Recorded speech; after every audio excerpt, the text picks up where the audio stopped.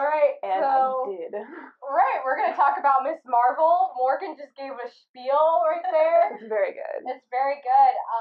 What did I want to hear it again. Yeah, what did everyone think about Miss Marvel from reading it? The new Miss Marvel. Yes. Oh yes. Oh yeah. So what did you all think of it? Like, I really liked it. I felt like I could resonate with the character where Miss Marvel sort of just wanted to be someone else when she wasn't comfortable with her identity. And sometimes it is, just really straining to be different when you're surrounded with, people who don't look the same as you, who don't have the same religion, culture, just background as you. And just to be taken away from your community makes you want to be someone else. And I think that's why representation of women of color is so important. So you can build that community and you can sort of be more accepting of who you are and just the rest of your community too. So I feel like I could really resonate with her, and I just even the rest of the comic, I mean, other than the representation of women of color, it's just such a fun read. I loved it. I mean, as a kid, I never did comic books simply because I never felt like there was something that I could relate to. Like, I always read books because, in the books, you could relate to a character. Like, for example, Hermione, even though the Harry Potter books were so big as a kid, you could relate to Hermione. There was character build-up, even though it was a female character. I never saw that in a comic book until I found out recently about Miss Marvel, that there was actually a Miss Marvel. So the fact that there is a female character in a comic book, that's huge. But what's even bigger is that there's a brown female in a comic book that I can relate to. Yeah. It's not your typical thin, blonde-haired, blue-eyed girl. It's different. what about you, Morgan? What did you feel about Miss Marvel? I loved it. Like, from the get-go, I loved, in particular, the art style. Was something that I think they picked an excellent artist for these first few issues. Artist speaking. Yeah, there we go. Got it. Perspective. There's a lot of physical, diversity within the characters, their facial expressions, their face shapes, all of that stuff. I think it was just excellent in these first few issues. I think they did kind of lose that in some of the recent issues. Because they switched artists. And this first artist I loved everything about them. I loved the line work. I could go on. But one of my favorite things were the noses and the lips. Because they just went out and they did that, hashtag did that. Yeah. Speaking of, could you expand on that, what you meant by the facial features? Yeah.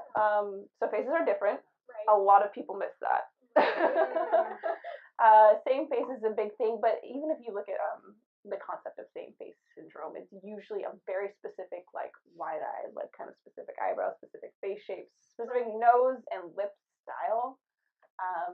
And that doesn't happen in these first few issues of Miss Marvel. Because we have all sorts of different faces, specific, the easiest thing to point out is noses. Because they're the most prominent feature of the face. Right. And we can see every other character has something a little bit different about them. Even within Kamala's family, they're all different noses, different faces. Yeah, but you can see how they pass down to their children and that sort of stuff. Yeah. I loved Miss Marvel. Again, Bangladeshi, Muslim raised. I felt like I could relate to it. Another reason why I think Miss Marvel is a big deal is because, for me, what I've noticed in the Bangladeshi community, but also in the Muslim community, they started talking about Miss Marvel so much. You don't go to the mosque and you're not hearing Mina, you're not hearing Rima, you're not hearing any of these girls talking about the Hulk. You're not hearing them talking about Iron Man, right? You're hearing them talking about Miss Marvel. That's all I heard. So it's really important how you reach out to all these groups of people, because normally these girls don't talk about Marvel or DC, but when they're talking about Miss Marvel, it's a big deal. And I just think that was important. I also want to highlight that as a Muslim, I think this also probably relates to other religions as well, between you and your family members of how religious you are. The dynamic is so incredible. you have her mom who's very cultural. Her dad is more like modern, business like, somewhat cultural, somewhat religious, but her brother is very religious. And then the girl is like kind of religious, but also kind of cultural, which it fits pretty well. Like something that I know is from my family. So like my cousin is really religious, but it's like I'm not so religious. So I thought that was really cool how they represented that family dynamic so well. And that goes off to diversity. There's just, you can't have just your stereotypical one kind of family. There's diversity in families as well. Oh yeah. Diverse in how they perceive religion, language, even food. Oh yeah. Yeah. My question for you guys, we're talking about women of color and how they are represented in media, specifically comic books like Ms. Marvel. My question for you guys is, how has feminism expanded in media, specifically, comic books? Like how I was talking earlier, you just got your foot in the door by having a lead female character to expanding to having a brown female character. Well, I really liked how she, even though she is showing some religious interest by going to the mosque and really listening to their teachings and everything, she's not just like, okay, I'm hearing it and I'm taking it all in as is. She's questioning it. She's really questioning what she's learning.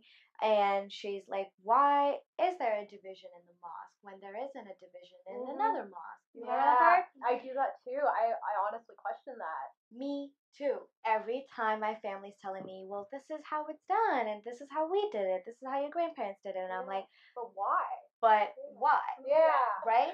So I think when I see that, and maybe little girls see and read her doing that, they're gonna begin questioning our teachings too. And I think that's really important because that's where women get empowered because they're getting these answers to themselves. They're most of the time I feel like women are being oppressed because they sort of have to just listen to their parents and sort of just have to do as they say, and they really don't have so much power as they feel because they've really come to a point in life where they're like, well, I can't really question what I can and can't do. My rights are pretty limited. So when a girl starts questioning her rights, that's when she can really gain more power to herself. And I think that's very empowering. Yeah.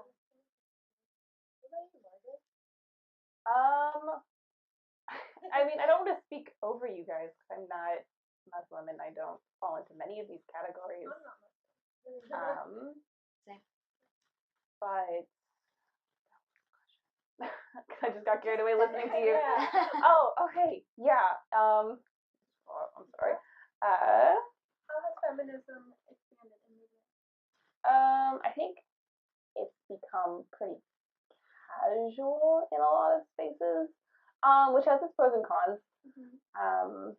I think overall, more steps we take, the better. But we kind of just like, I know in a lot of spaces we say like feminism and then we stop. And that usually ends at, again, like cisgender heterosexual white women, just like we get to see ourselves. And they're like, what about the rest of us? Kind of a thing. So I think we lose a lot of momentum, which we just say is like, here's a female. And we don't go any deeper than that. And I've noticed that in a lot of like pop culture media spaces. So seeing something like Ms. Marvel where we can take it a step further, I guess, Yeah. which is kind of a weird way to put it because in theory we're all equal. But it does have to be a step further for now because we still get lost in that racism, in that colorism, in that ableism, all of those like right. I feel like the beginning part, like when when like basically like the main character, she's out at this like the cute, right? And then like these two people come in from high school and they're like, oh, you can come to the party if you're allowed, right? Yeah. Making fun of her veil and just really missing the mark. So I think that's why this is important because there's a lack of representation. So when people don't really have exposure to different cultures, women of color are going to read this and they're going to resonate. But other women who are reading this are going to be like, wait, that's wrong to say? Yeah. Right? Oh, yeah. They're going to be exposed to a different type of thinking, and I think that's really important to them because no one is actually going to outright say, no. So they have to just, learn through different stories of, a fictional character, and I think that's an excellent learning opportunity for all kinds of people. I feel like feminism has also expanded in media, and I thought it was really greatly portrayed in Miss Marvel, especially when she transitions into being Miss Marvel. Yeah. There was this one scene I was confused because I haven't really read comic books, so I didn't understand panels that well in terms of like transitioning, which I got like more definition of it from our lead producer, Ina Braxton. Thank you so much. And what she was telling me is that when Kalama, or if I'm pronouncing it wrong, please tell me. Kamala. Basically, when she transitions into Miss Marvel, what's happening is that she transitions to Miss Marvel with white skin, blue eyes, blonde hair. But in that transition, she's questioning herself. She's like, this muscle is tense. Like, it doesn't feel normal. She's starting to question, like, what she thought was normal, which is blue eyes and blonde hair and white, doesn't feel normal. Yeah. In which she tries to shapeshift into her actual self as Miss Marvel. So throughout like the first book, she's noticing like her own identity and how to express it, in which her friend Bruno is helping her as well, which was to me like a big deal in terms of feminism, because to us feminism is like Abercrombie model, someone who's like light skinned, right? So that's what I also took from it. I totally agree. I think the standard of beauty is so normalized. Yeah. But it's sort of just focused on white beauty standards, specifically in this country. So for any woman of color to think that, her unique beauty is actually valuable, it's tough to, yeah, it's really tough to think like, no, I can, be a little darker and I can have, like curlier hair and I can sort of be a little thicker, and I can have different color differences in body appearances and be accepting of that. So for her, she just wanted, this knee-high boots and stuff, but what she wanted to be was white and blonde because that's what was badass in her interpretation of super characters. Yeah. And it was just I loved that part of the warning when Miss Marvel or Captain Marvel was like, just know that what you're asking for, you're not gonna be happy with it. And I was like, ooh, Oh yeah. let's see what happens. And it immediately after she learned, like, wait, this is not what I wanted. I want to go back to who I really am, and I never want to change again. Yeah. And I think she was coming back to this part of like, I really need to accept who I am, and my differences are just parts of me that make me unique, but they are just as valuable as any other beauty standards there are. Was that your favorite part? One of definitely one of my favorite What was parts. you guys' favorite part? Like the favorite part?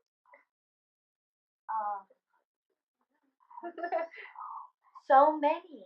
But I feel like what stood out to me the most was book 2. I thought it was the best part when she goes to the mosque because she's in huge trouble. Like her parents are like, you're grounded, you're sneaking out late, like what's going on, right? So then they're like, now you have to talk to the sheikh at this mosque. And when she's like very like dreadful about it, she's like, oh no, it's the big guy, like it's the mosque guy, like I don't want to go. Which I totally like related to her because they can be pretty intimidating as a Muslim girl. Like you feel like they're gonna tell you like you're a bad person, like well not you're bad, but you have to be a good Muslim girl, you have to do this and this and this. So she's like going to the mosque, and my favorite part is when he actually tells her like it's not my job to do that. If I'm doing that, then I'm not doing my job well at this mosque in terms of guiding teenagers or girls like you.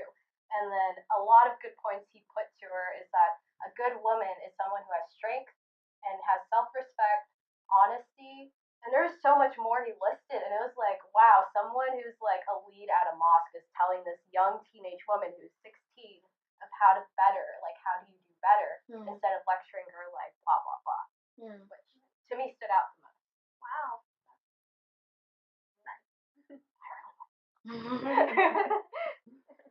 Morgan, you got a favorite? Oh god, there's so like this whole comic is so good. I don't want to spoil anything for you guys. I'll keep my ears plugged. Good stuff happens How far have you guys read? Because I think I've read all that's on the table. Oh wow. Well, yeah, I've been following this since like it came out. But I don't want to ruin this for any of you. There's a lot of good emotional validation, I think, personally for this character and how she can still see herself deserving of love, even if she, like romantic love, even if she's given or denied it in various settings, or she denies it herself. It's still, they don't just abandon that arc. They still bring it out to the point where you can see like, okay, she can still like grow from this. I know it's so hard for teenage girls to remember they're like, you're loved, sweetie. But they do make a good point of like watching her analyze that, and like exploring it within herself, thinking about like what she's looking for, or what she needs, and what she deserves and that sort of stuff. So that was really good. Yeah. Hopefully I didn't spoil anything. No, I didn't. No, you're good. Yeah, you're fine. What are you guys' thoughts on her outfit? Because I know the older Miss Marvels had a couple of revealing outfits, or they looked a little too curvy, or just. But this one is. So this outfit. Versus like that outfit. Yeah. I mean, that one's still not bad. I mean, they just lost the pants like right here. So one thing most people might know and might not know about is that Miss Marvel, the Pakistani one, is actually wearing a burkini as like her outfit, which is really cool because it's like, you know, like how do you represent a Muslim superhero in like not wearing, like not being like sexualized or wearing like less clothing in any way. So I thought it was really cool how they made a burkini look so modern and like hip. For those of our viewers that don't know what a bikini is. Yeah, so a burkini is basically like something that covers from like to your wrist and to like your ankles, and it like doesn't show like body tight or anything, and it's mostly used for Muslim women when they go swimming. So it's like easier in terms of clothing, like what to wear instead of like a bikini. So it's called burkini. Creative. Yeah, like on our live stream, I think on the actual page, we're showing a couple of pictures of the old Miss Marvel and how her outfits are very revealing versus the new Miss Marvel. Yeah. I actually like the more conservative one. Oh. Yeah, I think in terms of like superhero design and like classic superhero looks, we forget that we can put clothes on women. So it's really cool, seeing more like thought out outfit design, costume design, because there's a lot of good commentary actually about how like the bodysuit is lazy, because it is just like a bit of a cop out. They're basically painting a lightning bolt all over her chest and then just like wrapping it in like spandex and calling it good. In the original design, but in this new one you can still explore silhouette past like. So we actually have like 3 minutes less until the end of our live stream. So what are like some key takeaways or like things you guys would like to emphasize about Miss Marvel or Die or Geek Girl Con? Also, the writer for Miss Marvel is actually going to be at Geek Girl Con. You're kidding. No. I didn't know that. No, so yeah. I'm excited. One of our intern, JC, who's actually helping out with our live stream, brought it up. But anyway, what are some like final thoughts you guys have of this live stream? I'm just so happy to have a brown girl in media. The one we get. Actually, though. You know, I don't know if you can tell, but I'm an Indian girl. I don't have your typical brown skin, so sometimes I get mistaken for not being Indian. And that's a huge part that I struggle with my identity. But seeing a girl that is of color, a woman of color in media is just huge for me because oftentimes I get misrepresented as being white. Erasure is a huge thing, but we could do a whole other hour on that. Yeah. Honestly, I got a huge crush on Bruno. Oh my god, he is so sweet to her. Oh, He like girl. He like called you her in for some parents. stuff. Oh my god, he called calls her parents, like, she's at a party, guys, make sure she's okay. He's like her sidekick so far from what I know. So any other final takeaways before we wrap up? It was great. I really enjoyed reading it. Yeah. So please be sure to check us out on social media. We have a Facebook page, a Twitter page, which someone should be linking on our team page right now, on our Twitter chat, or excuse me, on our Twitch chat. And be sure to check us out at GeekGirlCon. Yeah. Yeah. And What's the booth number? D109. Yeah. And check out our game Ghostlight Manor on Steam. All right. All right. Thank you guys. Thank you for you. listening in. Bye. Bye.